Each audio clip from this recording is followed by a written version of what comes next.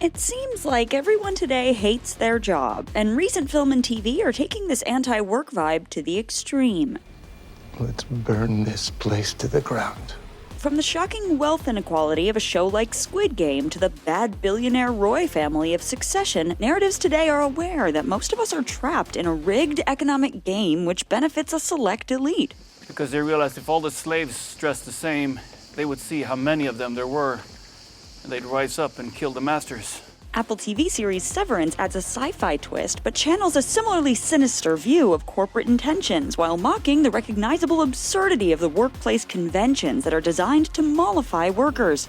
By reaching 75% refinement on Sienna, you have earned for you and your fellow refiners a 5-minute music dance experience.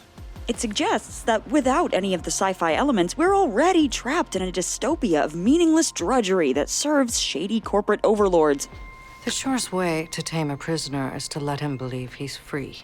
Other series like the investment bank-focused Industry and real-life-inspired work stories We Crashed, The Dropout, and Super Pumped use documented facts to show us just how bad this has all gotten. You're going to sink the ship. That's $1.9 billion in losses. Over the course of film and TV in the last few decades, we've moved from the Gen X slacker aversion to responsibility to TV optimistically arguing that we should actually be family with our coworkers to the current jaundiced view that work is an assault on our minds and bodies. Yeah, show us something real and free and beautiful. You could have... Yeah? It break us. Here's our take on how the workplace sitcom has given way to widespread workplace dystopia and how it reflects our angst that the nature of work today is not just soul-crushingly meaningless, but actively wrong. Why are we down here, still working in the dark? For pop culture in the Gen X heyday of the 90s, work was soul-crushing, tedious, and pointless. 1999's Office Space presents a series of endlessly interchangeable, unimportant tasks, and the film still resonates today with a depiction of empty corporate life that continues to be recognizable. Corporate accounts payable, Nina speaking. Just a moment. Corporate accounts payable, Nina speaking. Just a moment. In Office Space, the blue-collar jobs are still tough and bad. It's up to you whether or not you want to just do the bare minimum, or, well, like Brian, for example, has 37 pieces of flair on today. But Peter Gibbons ultimately decides the best option is a construction job that lets him use his hands to create a concrete product, and so makes him feel his work has a purpose. That same year, Fight Club, The Matrix, and American Beauty likewise all presented men disillusioned with meaningless jobs radically breaking out of their corporate prisons, leaving behind the rat race for a more visceral, physical, and real experience of life. I found freedom. Losing all hope was freedom. Outside of a white-collar office setting, we had movies like Kevin Smith's Clerks, which dramatized the dreariness of service jobs. Everybody that comes in here is way too uptight. This job would be great if it wasn't for the customers. Reality Bites presented recent graduates as having to choose between floundering or totally selling out. I'd like to remind you that we're laying people off around here, and I can find an intern who'll do your job for free, like that. In TV, the most popular sitcoms frequently focused on everything the characters did outside of work. Hits like Friends and Seinfeld were primarily interested in the romantic and social lives of the characters. Even popular workplace shows from the 70s through 90s like Cheers, Taxi, and Wings still refused to validate the concept of work. Though the characters eventually grew close, it was because they were bonded by how much they all hated their jobs and needed to come in day after day in order to survive. Tony, I'm not really a cab driver. I'm just waiting for something better to come along. You know, like death. This attitude toward work animates the British Office series and the early episodes of The American Office, which focus on how unpleasant it would be to have to interact with a boss like David Brent or Michael Scott every day. Have you felt the vibe yet? We work hard, we play hard. Sometimes we play hard when we should be working hard, right? Jim, the closest thing we had to an audience identification character, builds his relationship with Pam and many of the other characters on the foundation of how much they don't want to be doing this job. If I advance any higher in this company, then this would be my career. Well, if this were my career, I'd have to throw myself in front of a train. Eventually, though, TV tried to sell us on the idea that work was actively good.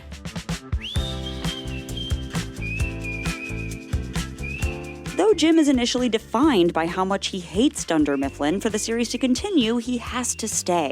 And to make this less depressing, the series motivates him to want to be there, both due to his love for Pam and due to his friendships with the other coworkers. When Jim and Pam get married, the rest of the Dunder Mifflin workers are guests of honor. I just want to say how happy we are that all of you are here tonight. And by the end of the series, they even view themselves as a family. My top salesman, Jim Halpert, was best man at my wedding, and office administrator, Pamela Beasley Halpert, is my best friend. The biggest offender in trying to actively turn work into family is Parks and Recreation. For its first 2 seasons, Parks and Rec maintains aloofness toward work. Even though Leslie is committed to the idea of being a public servant, she only wins minor victories and pretty much has to force her apathetic coworkers to do their jobs. No. I've been trying to put a park there for 4 years. What we are going to do is we're going to take your enthusiasm, we're going to bundle it up, and we're going to find a new place for a dog park. Doesn't that sound fun? 1, 2, 3, cheese! The earlier Gen X cynicism is in part embodied in the character Mark Brandanowitz, who tries to keep his head down and do his job without going above and beyond. There is a sea of red tape, endless roadblocks. So yeah, I don't know. At first, Leslie's unrelenting faith in the power of her coworkers is a joke that occasionally becomes sweet. But over time, that faith and the idea that Leslie's a good boss because she cares becomes the beating heart of the series.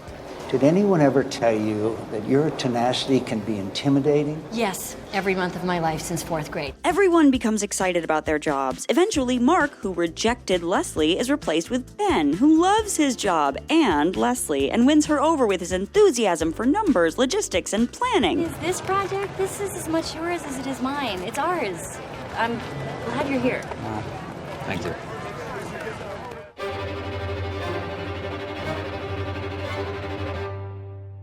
It's great you're still happy at Hodeker.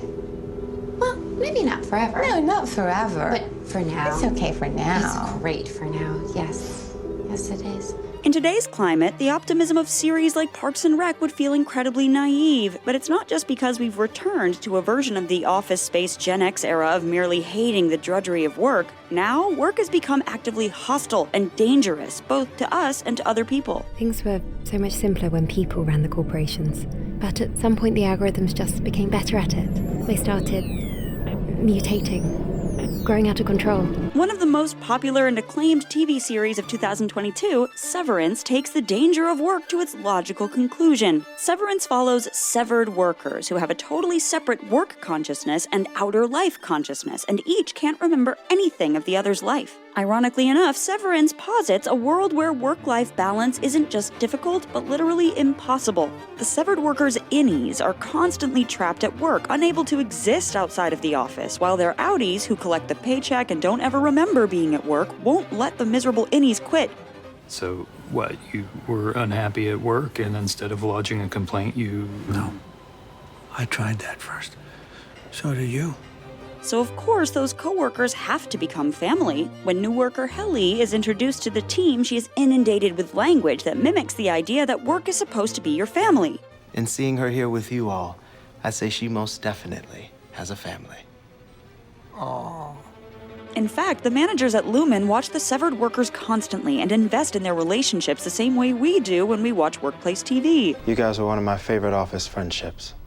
But as Helly and the other characters start to see how terrible their employer Lumen is, their family-like bond isn't just about getting through the hours, it's infused with the much bigger stakes of potential rebellion. Your so-called boss may on the clock that taunts you from the wall, but my friends, the hour is yours.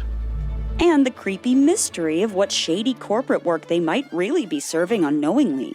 What if the cost of that help is that you're murdering people 8 hours a day and you don't even know it?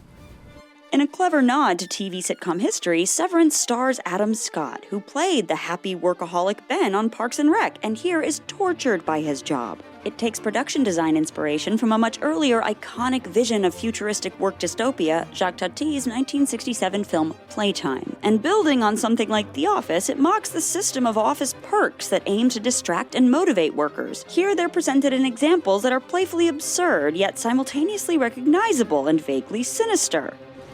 Dylan G's waffle party will commence at close of day.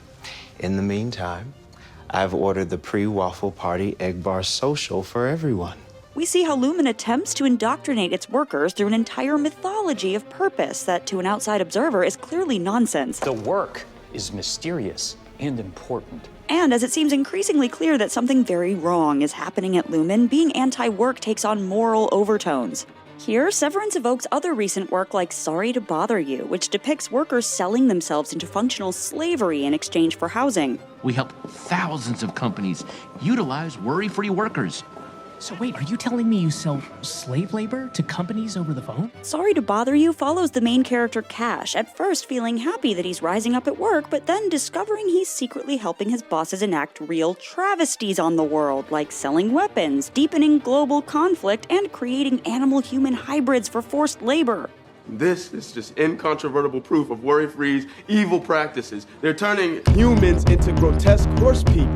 These are far from the only recent dramatizations of dangerous, toxic offices. A new wave of shows don't just imagine fictional offices, they use real events. Series like Super Pumped, which portrays the rise of Uber, The Dropout, which follows Theranos, and We Crashed, which depicts the growth of WeWork, all take place in factual examples of the Silicon Valley workplace, where everyone has to deal with the whims of whatever ambitious, potentially delusional person is in charge.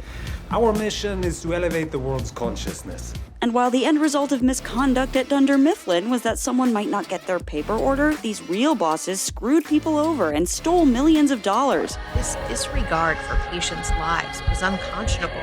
They hurt people. This company hurt people. While the work family fiction looked nice on TV, real bosses commonly use the trappings of social connection to prevent workers from calling out that they're not getting a fair wage, or to stay cheerful even if they're being exploited or losing their livelihoods.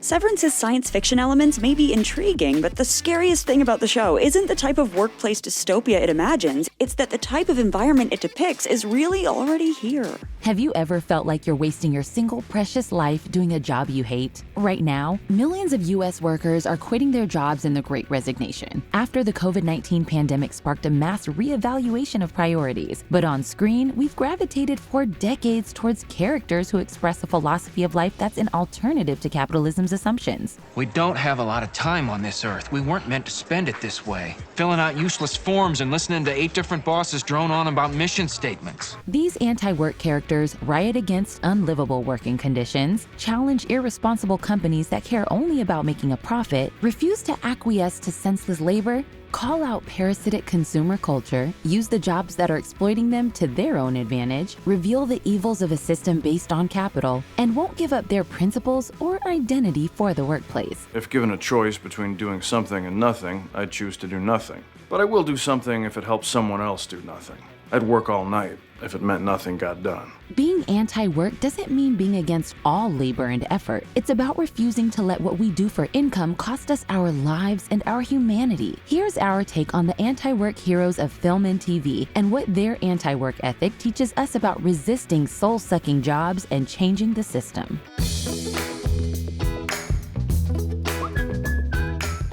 Anthropologist David Graeber points out that in the early 20th century, it was believed that by the year 2000, people in rich countries like the US and the UK would have a 15-hour work week due to technological progress. But instead, technology only made work more soul-deadening and somehow has led us to work more by creating new positions that are actually pointless. Graeber distinguishes 2 types of terrible jobs: bullshit jobs and just bad jobs. Bullshit jobs are those that appear to offer no true purpose or contribution to society. So I go through these thousands of lines of code and it doesn't really matter. Because they are so meaningless, bullshit jobs cause existential despair. The employees of Dunder Mifflin compare their workplace unfavorably to prison. You got outdoors time? Michael, why don't we get outdoors time? But paradoxically, many unnecessary bullshit jobs are overpaid, while more necessary and meaningful jobs are underpaid. As Dallas Hawthorne wrote on Twitter, "I don't think boomers realize how many of us actually want to work as librarians, gardeners, and teachers. Those jobs just don't pay us enough to feed us, so we have to take jobs we hate to get paid more." It's as though there's a trade-off happening in modern employment. You either earn money or get to do something with meaning. According to Graeber, the existence of so many bullshit jobs in a capitalist society is surprising,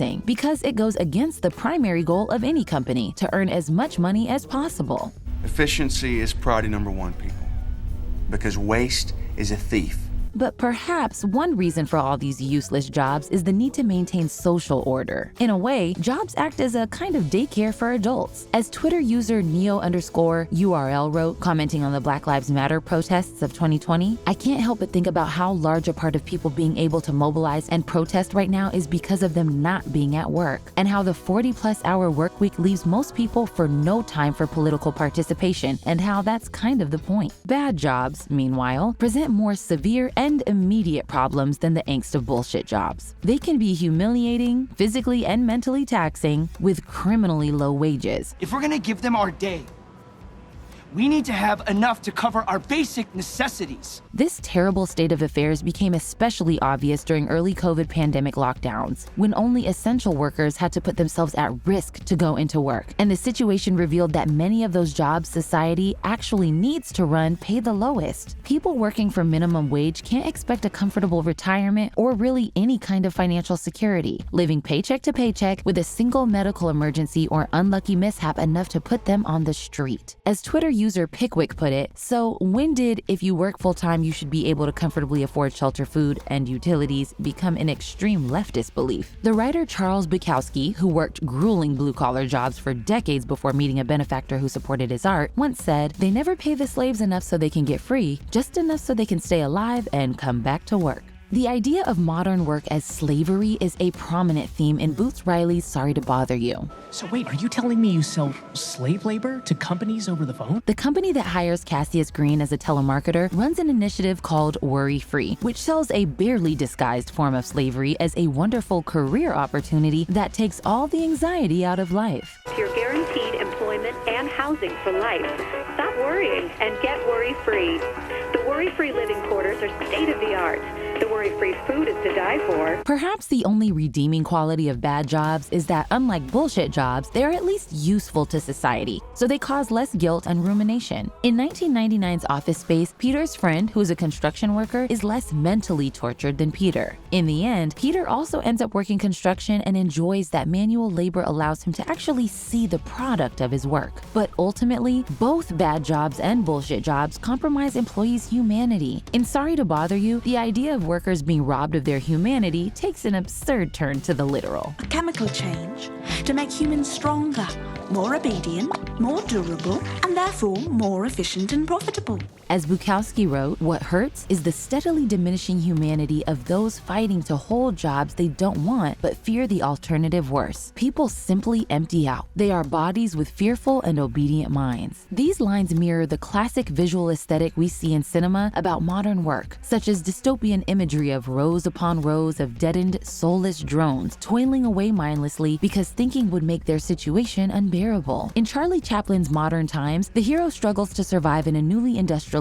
world. At his job, the workers move in sync with the machines they're operating, like they're one and the same thing. The same is true of 1927's Metropolis, in which the workers move in sync with the machinery in a weird dance, as if they're part of the city's infrastructure. In the later half of the 20th century, films about office jobs focus on the imagery of the cubicle as a visual metaphor for the way modern work destroys individuality. Human beings were not meant to sit in little cubicles staring at computer screens all day. Every human is shut into a tiny box that is just like every other box, and rows of them stretch towards the horizon. Describing the employees of such jobs, Bukowski writes, the color leaves the eye, the voice becomes ugly, and the body, the hair, the fingernails. The color palette of movies about contemporary office jobs echoes this, featuring muted, desaturated gray or bluish tones. The unflattering fluorescent light makes the characters' features ugly and sickly looking. Just as the workers of early industrial jobs resemble cogs in the machines they operate, the workers of office jobs resemble the weak, flickering gray screens they stare at. No, I wouldn't say I have a passion for HR. All these visuals seem to say this work is literally sucking the life out of these people and steadily making them less human.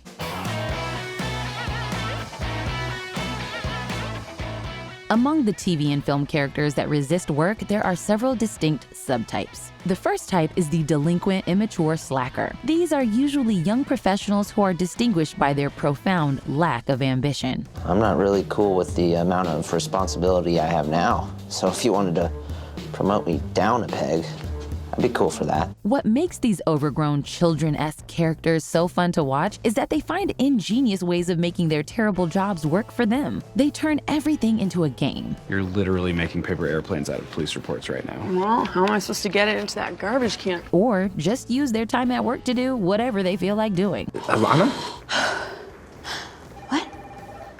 What time is it? Were you just sleeping with your eyes open? In earlier times, these slackers might have been framed in a negative light, but now they're portrayed as aspirational. This speaks to the way millennials and Gen Zers are disillusioned in the career ladder. The carrots of future promotions and raises don't motivate them anymore, because in the current economic climate, these promises end up often being false. As David_Moscrop tweeted, every time I read some weekend column about a boomer struggling to retire on $100,000 a year and a multi-million-dollar home, I'm reminded that my retirement plan is to die in the climate wars. But there are limitations to the immature slackers' anti-work philosophy. Though their personal rebellion and don't care attitude is satisfying, it's not necessarily a solution that works in the long term for their benefit. What's a 401k? I'm glad you asked. Basically, it's a retirement plan, so you can... No, never mind.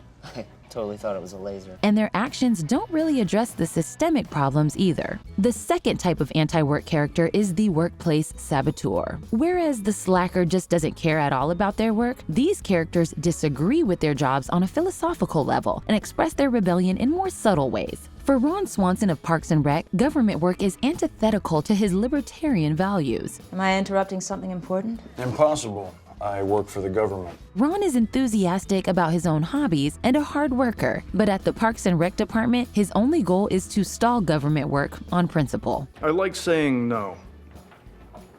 It lowers their enthusiasm. When antisocial April joins forces with him, they form the perfect workplace sabotage team. I'll make sure you don't have to go to any meetings. If anyone comes to see you, I'll scare them away. Wait, April, if you had to choose between these two ties... You're hired. The Office's Jim Halpert might seem like one of the slacker characters, but he actually fits best into the workplace saboteur category because his dislike of his work stems from a philosophical place. Jim's pranks on Dwight are actually an expression of his workplace philosophy. Sabotaging Dwight, who takes the job intensely seriously. Once in a while, I'll take a long lunch. A siesta. Time thief. Time thief. Fire him. Represents Jim's opposition towards the attitudes encouraged by modern corporate work. Yawn. 4 seconds. What are you doing? Oh, you had said that you don't do anything personal during work time, so I'm just making sure. The third type of anti-work character is the workplace anarchist. These are the characters who are brave enough or crazy enough to overtly call out or take action to dismantle the BS of corporate work. Peter in Office Space is reminiscent of the influential Herman Melville character of Bartleby, a law clerk who, whenever he's asked to do something, responds, "I'd prefer not to." While this behavior confounds everyone around Bartleby, from a certain perspective, it's actually rational. Maybe doing nothing is better than doing something pointless. I did absolutely nothing, and it was everything that I thought it could be. The narrator in Fight Club confronts his boss in a much more aggressive manner. He turns the corporate world's tools of manipulation back on itself, using the workplace norms and conventions typically used to exploit the employee to manipulate the management. Thank God. Please don't hit me again.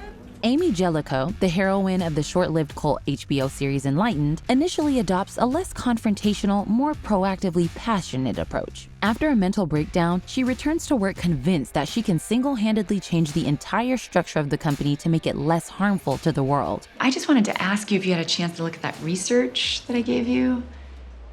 Honestly, Amy, no. When she realizes that she can't get what she wants directly, she formulates a plot to destroy the entire company from the inside out. I guess Abaddon is paying off government officials. It's huge. While this category seems the most influential or admirable in terms of actually trying to take down the system, it's hard not to notice that the workplace anarchist characters are often mentally ill or unbalanced. Peter is under the spell of a hypnotist. The narrator in Fight Club suffers from some kind of split personality or dissociative disorder, and Amy is inspired to create change after a mental breakdown. But this brings up the question, are these people, quote, crazy, or is it the world they inhabit that's completely bonkers? People are living under the illusion that the American dream is working for them.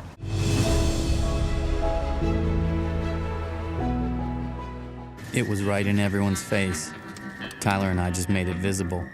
It was on the tip of everyone's tongue. Tyler and I just gave it a name. While none of the 3 work-resistant character categories offer us a complete solution to the problem of terrible work, there are some lessons to learn from them. Lesson 1. Don't get seduced by consumer culture. One of the ways modern society keeps us working at terrible jobs is by propagating consumer culture. Working jobs we hate so we can buy shit we don't need. For the companies, customers buying more stuff means more profit. For the customers, spending more requires earning more, which requires working longer and harder for the companies. Films like American Beauty and Fight Club speak to the way capitalism offers consumption as a substitute for meaning. This isn't life! This is just stuff. And it's become more important to you than living. And locks workers into an inescapable loop as they feel compelled to constantly chase more and better things. What kind of dining set defines me as a person? We can find an alternative to consumerist society in the king of slackers, his dudeness himself. The Big Lebowski's protagonist is an anti-capitalist hero, unemployed and totally satisfied with his relaxed lifestyle. He doesn't have the consumerist urge for novelty, but sticks with what he likes: bowling, White Russians, and one good rug. While his antagonist, the other Jeffrey Lebowski, is a fake. He has no money of his own. The dude is presented as an almost Christ-like figure, whose commitment to taking it easy contradicts the evils of the hustling, striving capitalist world. It's good knowing he's out there, the dude, taking her easy for all us sinners.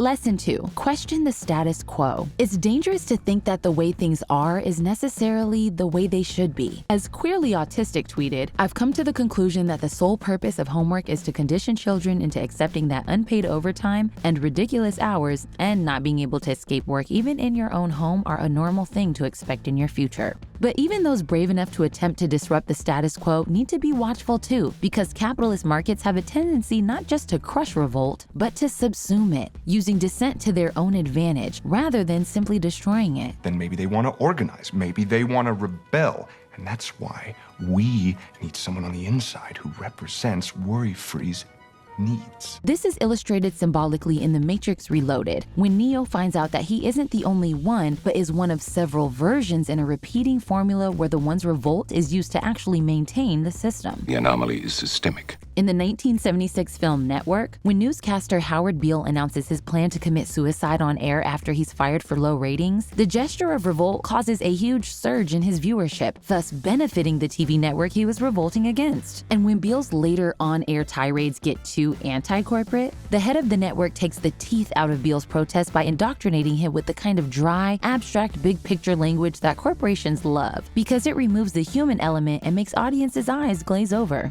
One vast and immane, interwoven, interacting, multivariate, multinational dominion of dollars. Language notably similar in that sense to the architects in The Matrix Reloaded. Your life is the sum of a remainder of an unbalanced equation inherent to the programming of the Matrix. In real life, we can spot how corporations likewise co-opt societal resistance in their marketing, which shamelessly attempts to reduce social justice issues to press campaigns, or claims to be boldly fighting against climate change in service of getting us to buy more pollution-causing products. Lesson 3. Don't make work your identity. The world tells us that work is not just a way to earn a living, but also a route to self-fulfillment, creative expression, and general badassery. A job can become an identity, especially if the work is necessary and or driven by passion. You're off work, Christina. Go enjoy your day. No, I'll enjoy my day if I can help retrieve a heart, I promise. But nowadays, it doesn't seem to matter what you do, as long as you're working really hard at it. As Sleepy Socialist tweeted, the worst capitalist brainwash is being proud of your own exploitation. Saying you've worked 80 hours a week since you turned 17 isn't a flex. It's sad.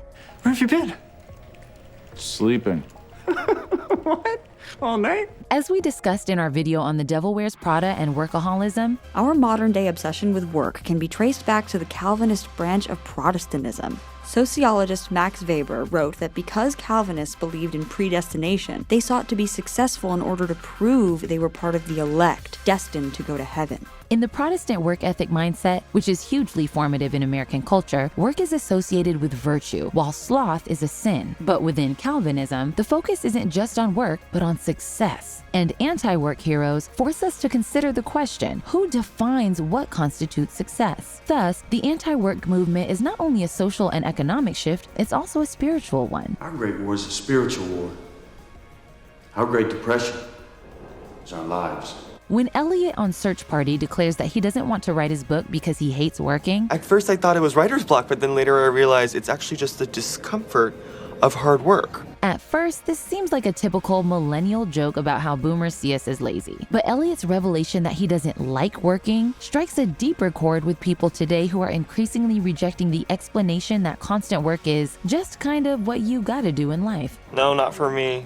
Lesson 4. Help others act on lessons 1 through 3. Finally, it's important to keep in mind that many of the anti-work actions that can be taken are only available to those with a certain amount of privilege. It takes having money to not care about money. Most people do not have the privilege to opt out of terrible jobs, and many have to fight for jobs most wouldn't want. And as Ava DuVernay illustrates in 13th, there are racial aspects of employment problems, like the way that prison inmates, mostly people of color, are forced to participate in basically uncompensated labor, often for the profit of private companies.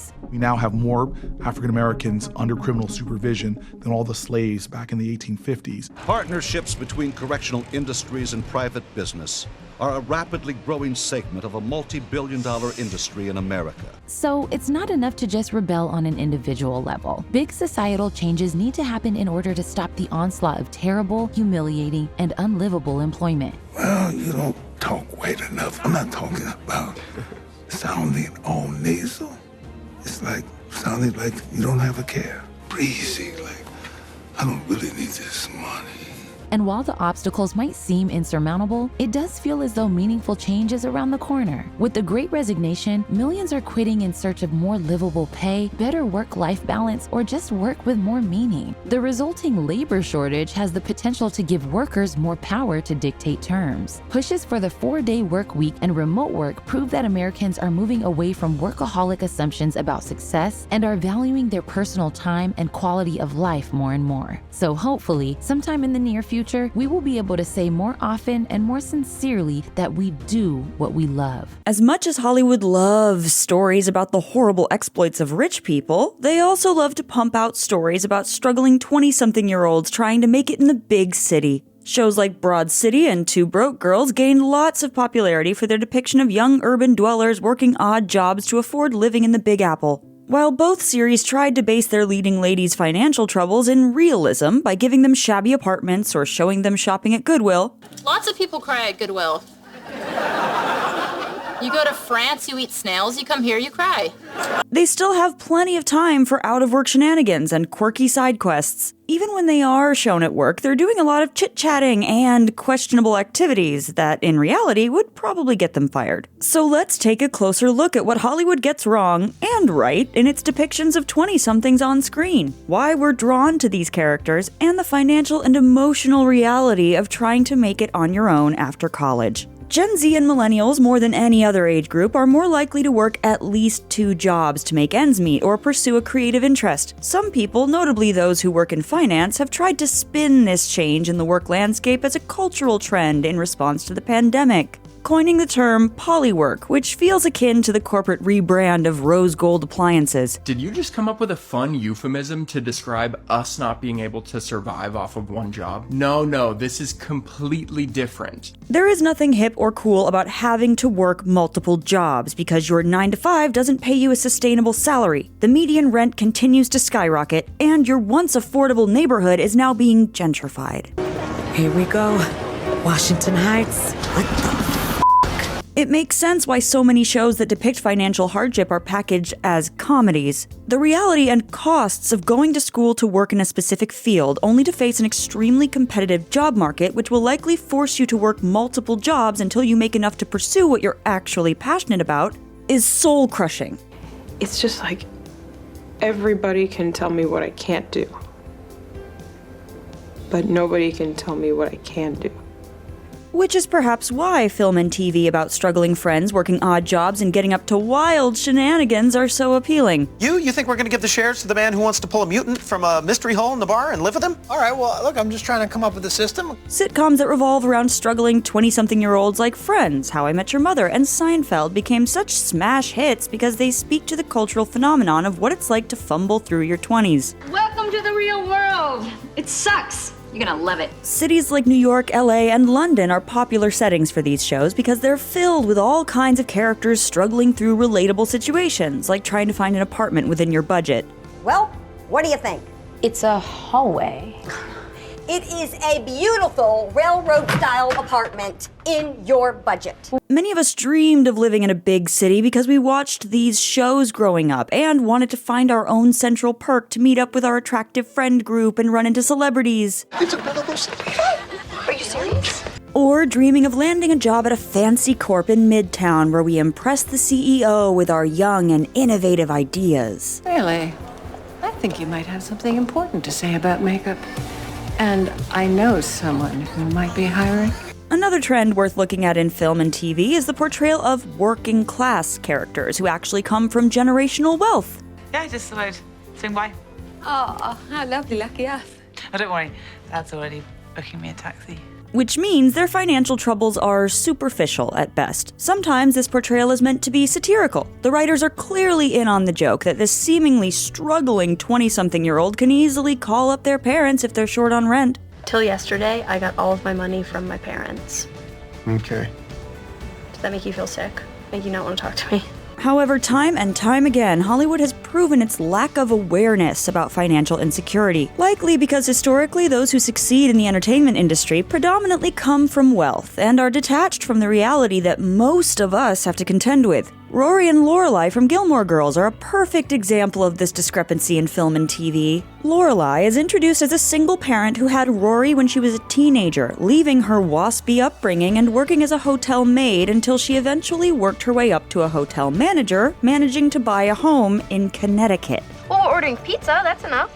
Are you crazy? You can't watch Willy Wonka without massive amounts of junk food. We're going in. Even in 1995, her salary as a hotel manager likely would not have been enough to purchase a home of that size, let alone afford to pay Connecticut property taxes and order takeout every night. Fans have theorized that Lorelai likely had a trust fund from her wealthy grandmother, which went into effect when she was 25. Much like Monica from Friends, who was later revealed to have inherited her grandmother's massive rent-controlled apartment in Greenwich Village. However, both Lorelai and Monica's characters probably wouldn't admit that their proximity to wealth, despite how independent they are, has given them and their loved ones a privileged life. You left the world of privilege to do things your way.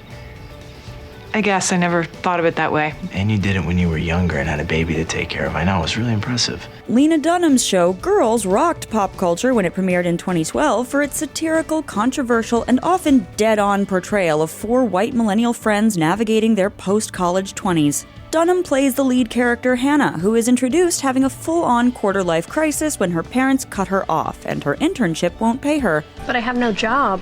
No, you have an internship that you say is going to turn into a job. I don't know when. You graduated from college 2 years ago. We've been supporting you for 2 years, and that's enough.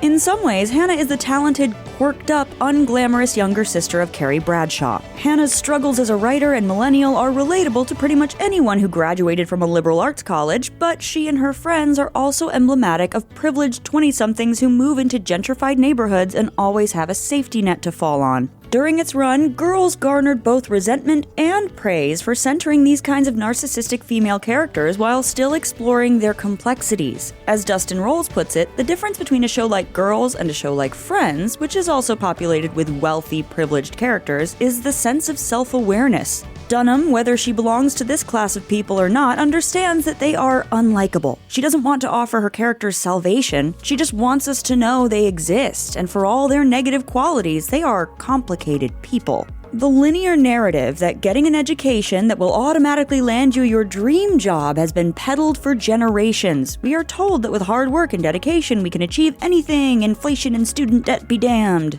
Pop culture is one of the great peddlers of this myth that obtaining a glamorous dream job is worth the years, or on screen often more like months, of extraneous labor and poor wages. I swear, this is my break. This is my chance.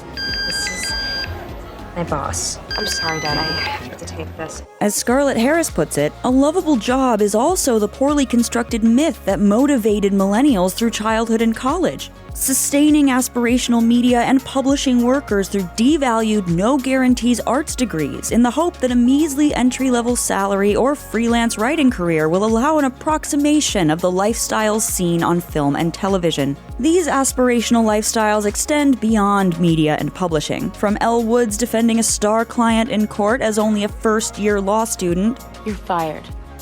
I have new representation. Who? To Pretty Little Liars, Spencer and Mona getting jobs on Capitol Hill straight out of college. All this time and we both end up in the same business. Not really. We both sell policy. Different kinds of policy. Film and TV often take creative leaps when depicting ambitious 20-something-year-olds taking their first steps out into the adult world. And while it is pretty unrealistic that so many people would land their dream jobs right after graduation, there are young people in real life who get early career breaks after school, often in fields like tech or finance. However, they are a privileged minority compared to most millennials and older Gen Zers in the workforce. When you think about it, modern stories about young self-starters are products of the American dream, which became our national ethos because there were people from all walks of life in the 20th century who were able to grow their small businesses into empires. To paraphrase the great J.D. Rockefeller, ain't no reward without risk. Who's in, gentlemen? Or they were discovered by someone in a position of power, changing their life forever. All you gotta do is trust me. That's all you gotta do. Hollywood and pop culture cling to these stories because they are true, but they are also extremely rare. In a society that functions through mass production, it's essential that young people have big dreams of entering the workforce, and to be effective, it has to look fun. I got everyone t-shirts! Work is fun! Who didn't want to become a toy tester after watching Big or solve small-town crimes as a teenage private detective? Still, I've got too many questions swirling around in my head to wait until he's willing to share. These questions need answers. That's what I do. Popular media has come a long way since the golden years of 90s and early 2000s film and TV. Instead of instant coffee escapism and feel-good sitcoms with characters having only superficial money problems, we're seeing more stories that acknowledge the financial struggles people are facing across the board. Especially young folks of various identities working and living in big cities. You have protagonists who may have landed their dream job at a high-powered company, but they still live with their parents because their entry-level salary isn't substantial enough to let them rent an apartment. She said she wishes you'd be more realistic, but I think she's full of crap.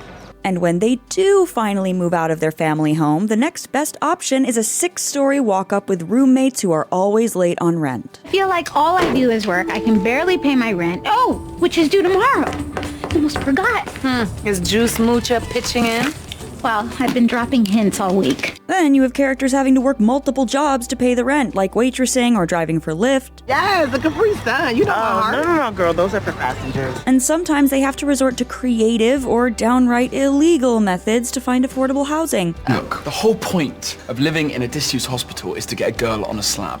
No, Sam, it's to save money for a deposit on an actual house. Or make some quick cash to avoid sleeping on the streets. Broad City's Abby and Alana are friends in their mid-20s trying to make it on their own in New York City. They sloppily balance various minimum wage jobs and throw 420 parties or sell stolen office supplies to make some extra bucks. So, correct me if I'm wrong, people are paying you to use the free public charging station? So what? All the great male entrepreneurs do it, okay? While Ilana's wackier schemes, always seeming to work out in the end, no matter how dire her money troubles, can start to feel a little unrealistic at times. Abby's story of having to work a miserable job in the hopes of maybe getting promoted to something that doesn't totally suck and might pay you a livable wage, not to mention totally putting her real dream job on hold because she can't even really afford to think about it, is something that so many of us can relate to. And their more out there plans to make ends meet help balance out the harsher realities with a bit of fun.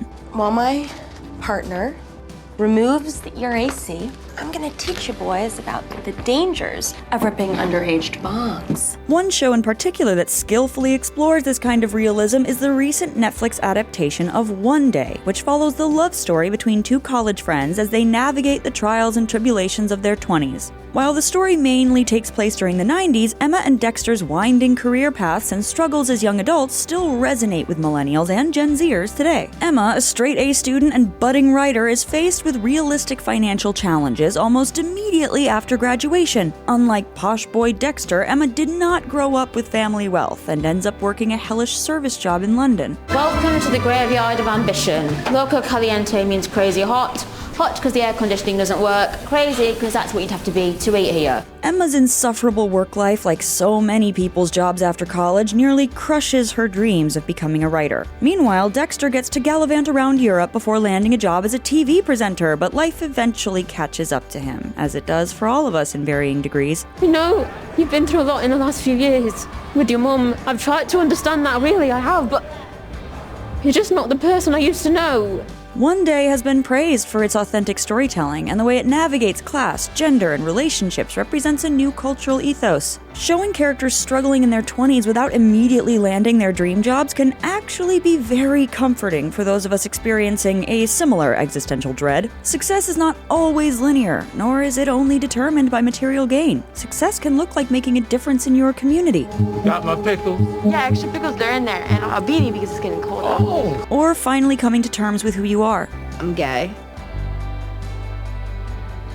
Wow, Layden, that's awesome. Should we hug? I feel like we should hug. I don't know, we don't need a hug. And while there's nothing wrong with being ambitious in your 20s, it's important to remember that the economy and job market is not what it used to be, and plans can change. Nothing is guaranteed, and sometimes it may take years, if not a decade, to land your dream job, and who knows, by the time you finally get there, you might have a whole new dream. As we evolve as people, so can our desires. A table and chairs license from the local authority. I've already checked. I think we get it. It's all here, the business plan. It's all laid out for the next 2 years. Many of us will have to slog through numerous jobs in our lives before we can truly settle down, if we're lucky. And some of those jobs will outright suck, but there's always something to be learned. And that may be the true measure of success. Emily Charlton of The Devil Wears Prada is the textbook image of the workaholic. She lives at the office and expects others to do the same. You are chained to that desk. She cares about nothing more than pleasing her boss. And we have to make sure that they all think that she knows exactly who they are. And I've been studying for weeks. On one level, she's a product of the fashion industry, embodying its most toxic, destructive standards. I'm just one stomach flu away from my goal weight. But back in 2006, she also reflected a more general trend that we've seen explode in the years since the movie. Modern American culture has a love affair with working yourself to the bone. Where have you been? Sleeping. What? All night? Emily encapsulates the valor and virtue we attach to constantly being busy and overstretched, and her story reveals the dark side of living to work. Emily's devotion to her job literally starves her and nearly kills her. You might say Emily's cautionary tale prefigured today's thank God it's Monday culture. We have medium speed Wi-Fi, draft beer on tap. Okay, what? Girl, I hope I get to work here. So to better understand the Emilys of our times, we're taking a deep look at the history of workaholism in cinema and TV, and asking whether it's possible to survive the rat race with your sense of self intact. Thank God it's Friday, right?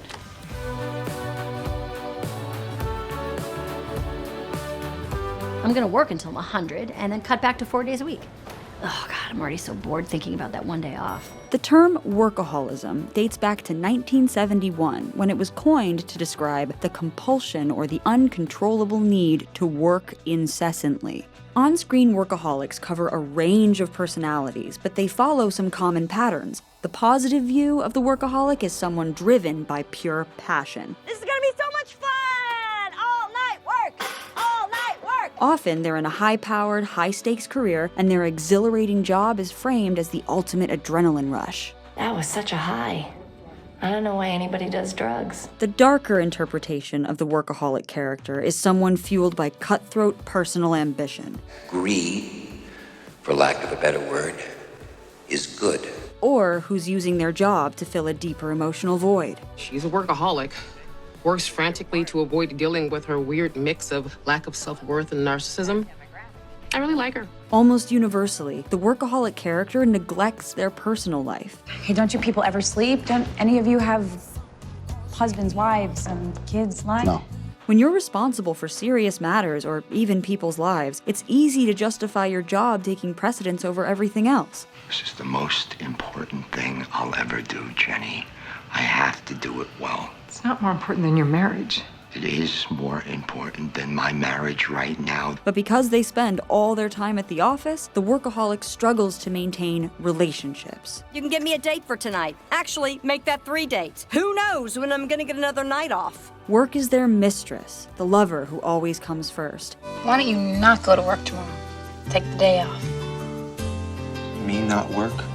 We can see the origins of today's work culture in the Second Industrial Revolution from about 1870 to 1914. With urbanization and the rise of factories, for the first time, people had to organize their workday around hours of work completed rather than sunlight. This led to the question of how long a workday should be and the danger of exploiting workers through excessive hours. Labor unions campaigned for an 8-hour workday, which evolved into what we today call a 9-to-5 job.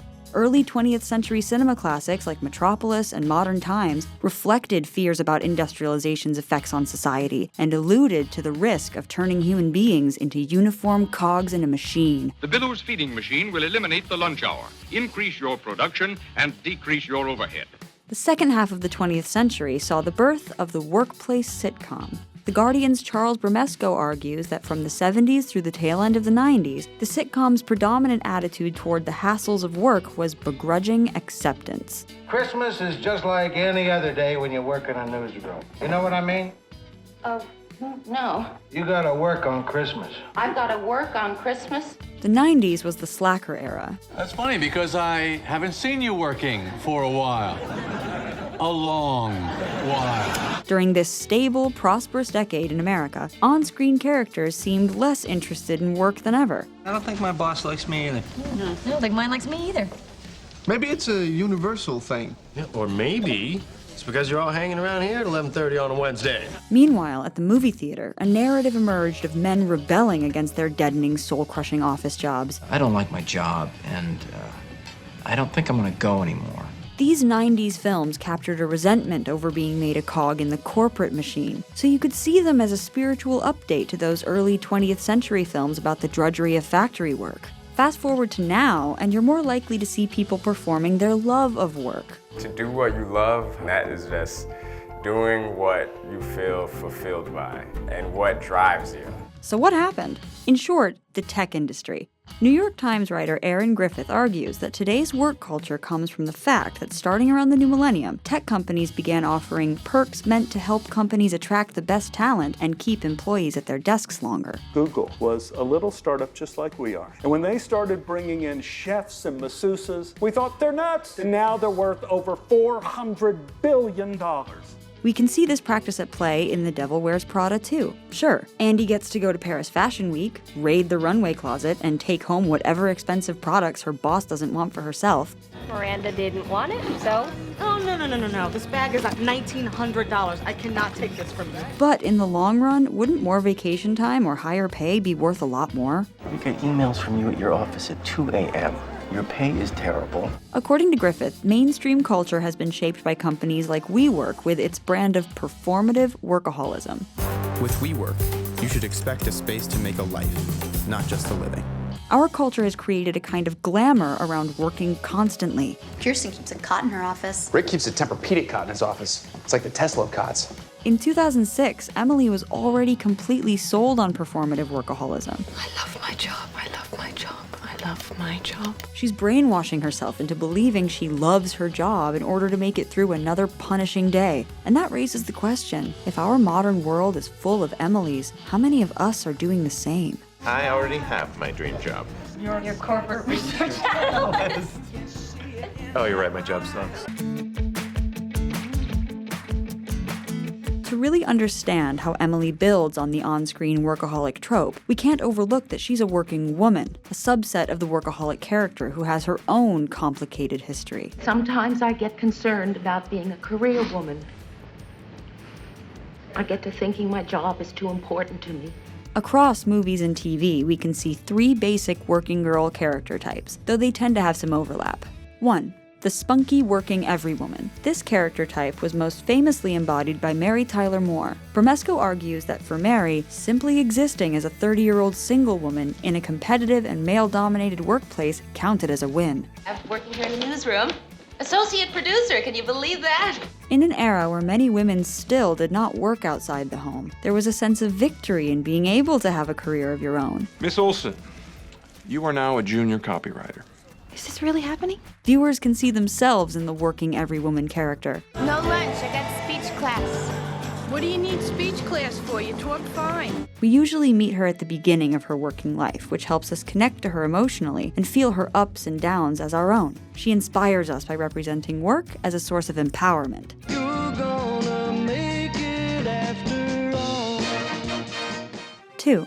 The career woman as cautionary tale. Unlike with the everywoman, we're often introduced to this character when she's well into her career, and her commitment to her job is no longer framed in such a flattering light. Just because you have no semblance of a life outside of this office, you think that you can treat all of us like your own personal slaves. In fact, we could read this trope as a cultural backlash to the young everywoman. This woman is my secretary. This is highlighted in Working Girl, where Tess, a clear example of our first character type, discovers that career woman Catherine is a jaded villain trying to pass off Tess's idea as her own. She rifled through my desk, found my memo outlining a Trask radio acquisition, and has been passing it off as her idea. It was my idea.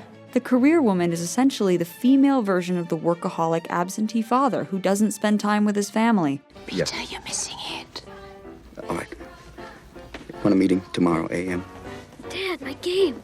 You promised. And she often has to learn to step back from her career and make room for romantic love. I've got a big day. You've always got a big day. Even on the weekends, you have a big day. You can't let this job be your life. This setup makes her a fixture of rom-coms. And 3, the boss superwoman. This high-powered woman is killing it at her job, and her drive is portrayed as part of what makes her fabulous. I'm gonna kick some ass and remind them that I'm fierce. This character type took off in the 2000s and is a staple of Shonda Rhimes' shows. It may even borrow from real life, as Rhimes' success has made her into an aspirational figure, much like the women she creates. And she's spoken positively about being a workaholic. I work a lot, very hard, and I love it. When I am hard at work, when I am deep in it, there is no other feeling. It is hitting every high note, it is running a marathon, it is being Beyonce. In part, this character's fabulosity comes from the fact that she makes her own money, which puts her in total control of her own life. You can't afford me. The ladies of Sex and the City prefigured this character type because the show explored the power of financial independence and not needing to rely on a man for economic support. And with that, Ms. Miranda Hobbs Esquire, aka Just Me, bought herself her first apartment and promptly took herself out for a drink. Interestingly, the 3 main female characters of Devil Wears Prada seem to fit neatly into these categories. Andy is the spunky working girl we root for. Well, look, you gotta start somewhere, right? And Miranda is the cautionary tale who represents the danger of sacrificing your personal life for a career. Just imagine what they're gonna write about me. The Dragon Lady, career obsessed. And Emily is going for category 3, the utterly fabulous existence of the high-powered glamour workaholic. I get to go with her to Paris for Fashion Week in the fall. I get to wear couture, I go to all the shows and all the parties, I meet all of the designers, it's divine. Except that to the outside viewer, Emily's life hardly appears that great. Remember, you and I have totally different jobs. I mean, you get coffee and you run errands, yet I'm in charge of her schedule, her appointments, and her expenses. In Emily's eyes, Miranda belongs in Superwoman category 3, but the movie places her firmly in villainous category 2. You chose to get ahead. You want this life? Those choices are necessary. Emily is so enthralled by the myth of Miranda that she looks right past this, and that leaves her aspiring towards an empty ideal. This reflects our contemporary lives, too. A woman, that's a minus. Well, of course it's a minus. I didn't make the world. We may be in an era where powerful, hardworking women are lionized on screen, but society itself is not set up to reward female workaholics. Even if a woman is doing extremely well in her career, there's still discomfort around her success. He offered it to me. To be next? Because I thought that it was something that we wanted for me. Many heterosexual couples are unwilling to reveal when a woman is the breadwinner. And Aliyah Hamid Rao writes for The Atlantic that the more economically dependent men are on their wives, the less housework they do. In other words, women's success in the workplace is penalized at home. So it's clear that our world has a long way to go before Category 3, the working superwoman, becomes more than a fiction.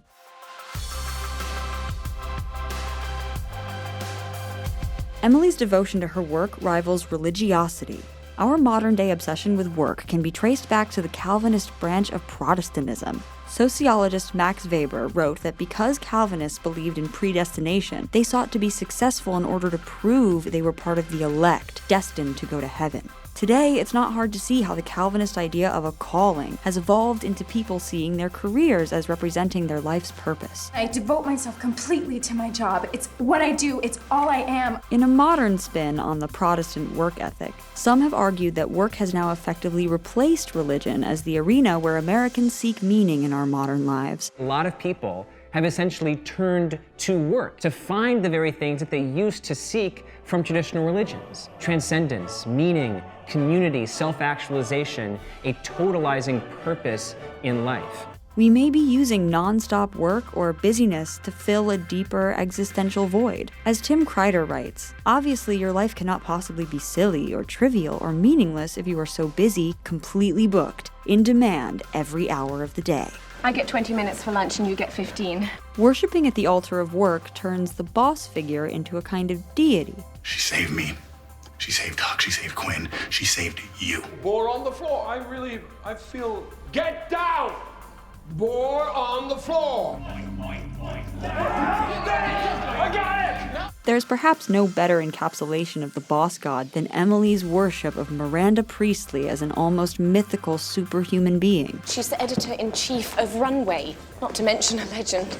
Many people turn to religion to make sense of the world. But work wasn't designed to do such a thing. As Derek Thompson writes in The Atlantic, the modern labor force evolved to serve the needs of consumers and capitalists, not to satisfy tens of millions of people seeking transcendence at the office.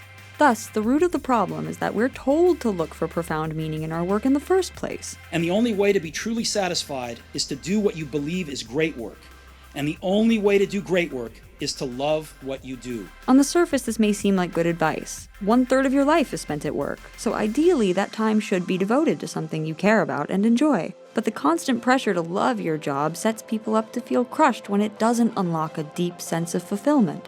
So just like Emily, from time to time, many of us could stand to be reminded that a job is just a job. I hope you know that this is a very difficult job, for which you are totally wrong, and if you mess up, my head is on the chopping block.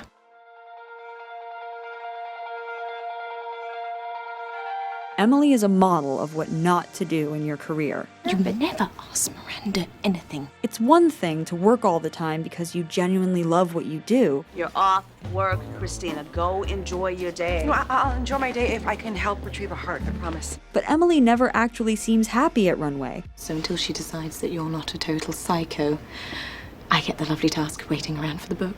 During her time there, she sacrifices her sense of self and self-respect for the job. Under the pressure of her industry, she goes on starvation diets. You look so thin. Do I? Yeah. Oh, it's for Paris. Well, I'm on this new diet. It's very effective. Well, I don't eat anything. And when I feel like I'm about to faint, I eat a cube of cheese. And comes to the office even when she's terribly sick. How's the cold doing? Like death warmed up. She gets hit by a car because she's so distracted running an errand for Miranda, showing how her commitment to work is literally putting her life at risk. And if she continues on this road, like many an addict, she will kill herself. This disregard for her own well-being suggests that Emily doesn't really value herself. What took you so long? I have to pee. What? You haven't peed since I left? No, I haven't been manning the desks, haven't I? Bursting. She's internalized the negativity that permeates Runway's workplace culture. It's just Miranda wanted some scarves from Hermes, and she did tell me yesterday, but I forgot like an idiot. And Emily is well on her way to a problem facing many in the overstretched millennial workforce: burnout. BuzzFeed's Anne Helen Peterson named millennials the burnout generation. You deserve paid work. I can't get paid work. I just graduated from Cornell with a business degree. That's the worst, Ivy? Thompson argues that this is due to a combination of student debt, entering the workforce post-recession, and the way social media has heightened the pressure to present an image of success to one's peers. Meanwhile, instant communication has made it so there is no clear work-life divide anymore. Andrea, Miranda decided to kill the autumn jacket story for September, and she is pulling up the Sedona shoot from October. You need to come into the office right this second, and you pick up her coffee order on the way. The romance around work strategically glosses over the fact that being a workaholic isn't a choice for most of us. The jobs that pay the rent. The jobs that pay the rent. Jobs that pay the rent. Our country's policies essentially force people to work a lot. We get little vacation time, new parents aren't guaranteed paid leave, our healthcare system makes many people reliant on their jobs for insurance, and even getting welfare assistance usually requires proof of employment. And a study by the Washington Center for Equitable Growth found that because people's output can't always be measured in a concrete way, companies tend to unconsciously use working hours and face time as a way to estimate their employees' productivity and commitment to their jobs. He's in here every night at 9, every morning at 8. But in the long run, workaholism doesn't serve employers well either. People who are overworked are less productive and more likely to make mistakes. Oh my God, I just can't remember what his name is. I just saw his name this morning on Lissy's. Oh, I know this. Even if you don't care if the rest of your life falls apart, you still shouldn't be like Emily, because her non-stop work style doesn't help her get ahead. How does Miranda show her appreciation for the way Emily is killing herself for this job? The tales of your incompetence do not interest me. She's been at Runway longer than Andy, but the new girl with no experience overtakes her in less than a year to become Miranda's preferred assistant. I need the best possible team with me. That no longer includes Emily. After Miranda betrays Emily by choosing Andy to accompany her to Paris, Emily still returns to work for this person who clearly does not value her. By the end, Andy is pursuing her real dream of being a journalist, while Emily hasn't moved forward an inch. You have some very large shoes to fill. Hope you know that. Employees need to have boundaries, but Emily doesn't have Andy's instinct to question conventions that seem ridiculous and downright cruel. One time an assistant left the desk because she sliced her hand open with a letter opener, and Miranda missed Lagerfeld just before he boarded a 17-hour flight to Australia. She now works at TV Guide. At a certain point, if you want your superior's respect, you need to assert yourself. You're never gonna get that corner office until you start treating Don as an equal. As we discussed in our Miranda video, Andy's show of self-respect is what earns her a second look from Miranda in the first place. I'm smart. I learn fast, and I will work very hard. Meanwhile, Emily's haughtiness towards Andy reveals that she isn't able to see past appearances to the deeper qualities that an employer might value, like having a unique voice and take on the world. I mean, I have no idea why Miranda hired her. Career excellence requires other qualities in addition to devotion and long hours. Emily plays too much by the rules. She doesn't invest in other areas of her life. She loses her joy, and most importantly, she doesn't put herself before the job. I refuse to be sick. I'm wearing Valentino, for crying out loud. She's so fixated on what's required of her that she's willing to efface her identity. You do not talk to anyone. You do not look at anyone. This is of the utmost importance. You must be invisible. Do you understand? This makes her a good assistant, as that's a role that requires supporting someone else's career. But workaholism alone will not make you the next Miranda Priestley. Can America ever truly escape our toxic workaholism and dreaded hustle culture? The internet can't stop talking about quiet quitting, i.e. when an employee stops coming in early, leaves on time, and doesn't do more than their actual job. They're just going to their jobs and then just doing the job from 9 to 5, and then hold up, that's just working. So we can all agree the quitting part is pretty much a misnomer. But if you think about it, using this term to describe an employee just not exploiting themselves is hilariously revealing about American work culture. Take the day off. Me not work? And while all this talk of quiet quitting and burnout sounds pretty negative, actually it's a very positive sign that collectively our attitude toward deep-seated toxic workplace expectations is shifting. While the 2010s glorified hustle culture, rise and grind, and phrases like WeWork's "Thank God It's Monday," today we're undergoing a crucial reset. I think it is almost direct resistance and disruption of hustle culture, honestly, and I think it's exciting that more people are doing it. So even if quiet quitting itself is probably overblown and not enough of a solution, this craze signals an opportunity to, as a culture, find a more enlightened understanding of the role work should take in our lives.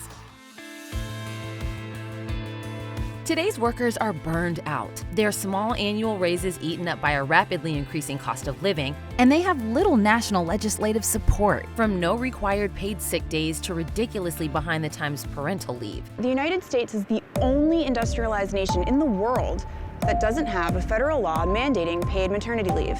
But before the COVID-19 pandemic, a lot of this was already true. The difference was people were more successfully brainwashed by the promise of hustle culture, that if we just worked harder, longer, and smarter, we could get to be the ones who rose up and made it. She's a workaholic. Works frantically to avoid dealing with her weird mix of lack of self-worth and narcissism.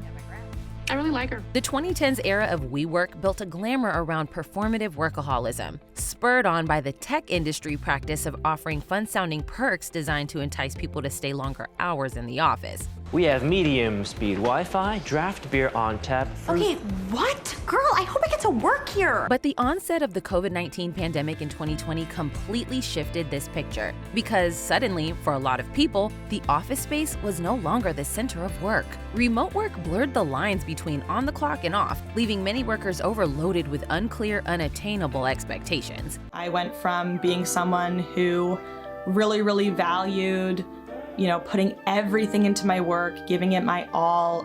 Suddenly, I was at home with 2 times the amount of work. For others, removing the office and commute from their day offered some much-needed clarity on exactly how out of balance their life had been. This led to the Great Resignation, where many workers rapidly quit or changed jobs, but also what's been called the Great Reflection. Being able to just stop and take stock of where our work lives were at spurred many to realize we weren't happy with what we saw. People consciously considered what they wanted out of their careers. For some, their answer was clear: to pay for pleasant lives outside of work. Workers began taking advantage of remote work, even relocating to exciting destinations overseas. I get all day free. I can do whatever I want. I can go see my family. I can sightsee. Others didn't take as drastic steps, but questioned whether the sense of self should be so intricately intertwined with work-based productivity. And that's reflected by our current culture's zeitgeist, which simply doesn't portray work as so sexy anymore. While dominant work myths were already starting to be challenged in narratives like 2018's Sorry to Bother You, shows like 2022's Severance are infused with a dark absurdity that makes the workplace feel like a mundane yet sinister dystopia. Dylan G's waffle party will commence at close of day.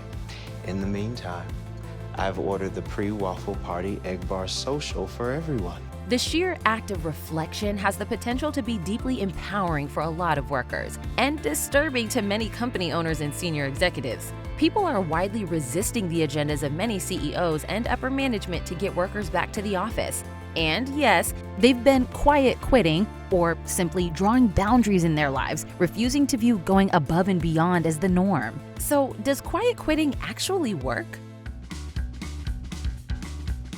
Stepping out of a workaholic pattern can be part of a recipe for a more healthy balance in your life. Laura Vanderkam, the author of several time management books, believes finding relief from work-related stress is best found outside of work. But it's not just about the amount of free time you have, or simply that you check out from work.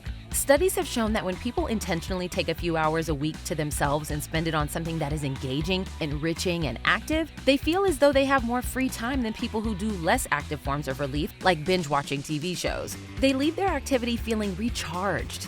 Things that just calm the mind rather than stimulate the mind. We are constantly being overstimulated by everything around us. If we don't find that engagement somewhere in our lives, just disengaging at work is a recipe for hating our jobs and making us feel more tired out than ever.